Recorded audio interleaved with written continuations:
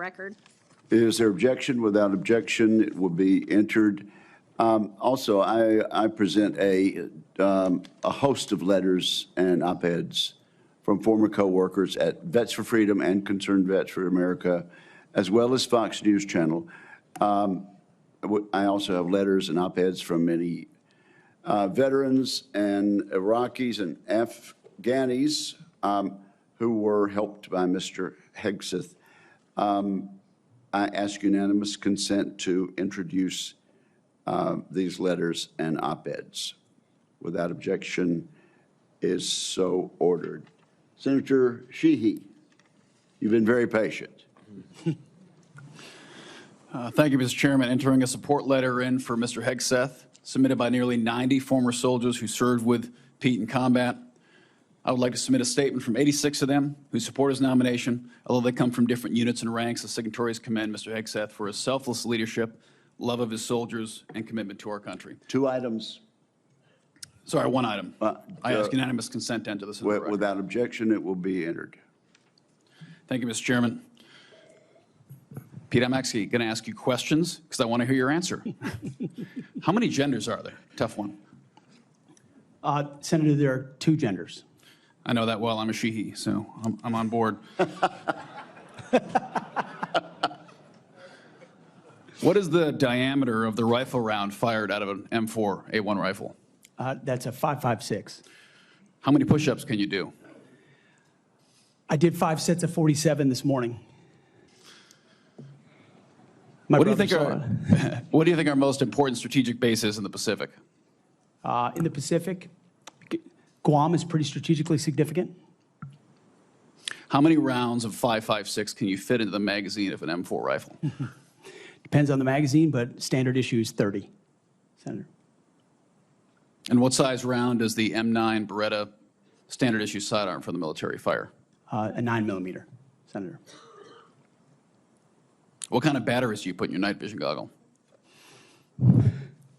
Duracell.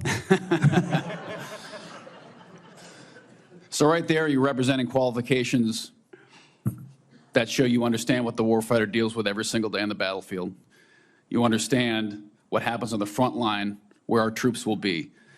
And what happens, unfortunately, in this country is decisions made in rooms like this, bad decisions, end up in dead 17, 18, 19-year-old Americans. And those Americans rarely come from families that sit in rooms like this. They come from lower, middle-income families who sometimes the military is their only way out.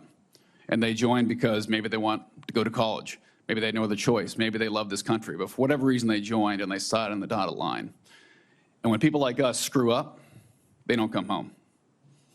And that's the one thing that I care about. As you remember when I shut the door, when you came with your entourage, Senator Coleman, I've known for a long time, and you and I sat together and asked you one question. You remember what that question was? Are you going to have the backs of the warfighters? Exactly. What is going to be your #1 priority? And I don't care, frankly, what all these letters and articles say. I've been a part of a smear campaign too, I get it. I care that you're going to have one thing in mind when you sit in that chair in that 5-sided building, and you told me what that was. So with that, you have my support. I'm sorry you have to go through a process like this, but it is one of the most important jobs in the world. We got to make sure you're ready for it. I thank you for your answers. I got one final question that's very important to me. This is more of a technical question, but I think it's to fix the Army in this country is a 1 or 2 year problem. We can make bullets, we can make rifles.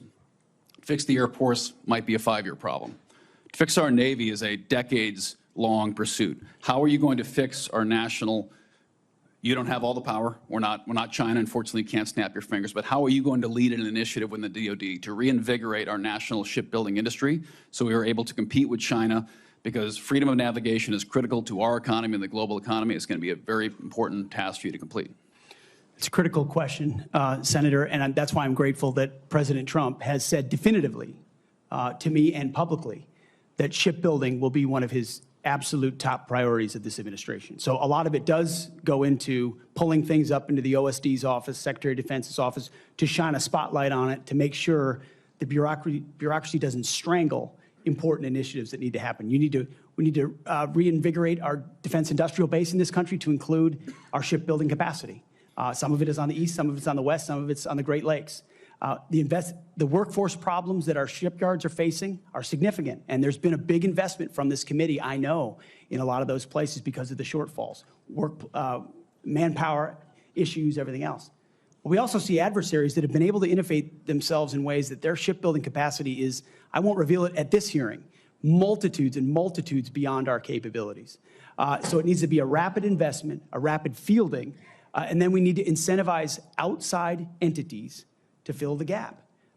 We've talked a lot about UAVs. UAVs are very important, but there's also a future of UUVs, unmanned underwater vehicles, that will be a part of amplifying the impact of our Navy, because this administration has allowed our number of ships to drop below 300.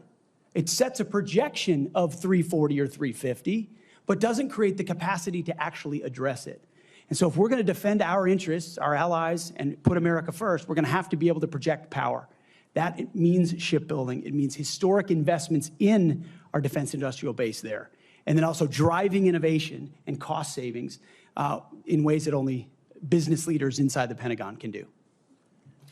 When I'd add, I don't think any board in the world would have hired Steve Jobs or Elon Musk or Mark Zuckerberg when they founded their companies either. So this country was founded by young people who had a great vision. Thank you for being willing to serve your country again. And thanks for coming here today. I yield back, Chairman. Thank you, Senator.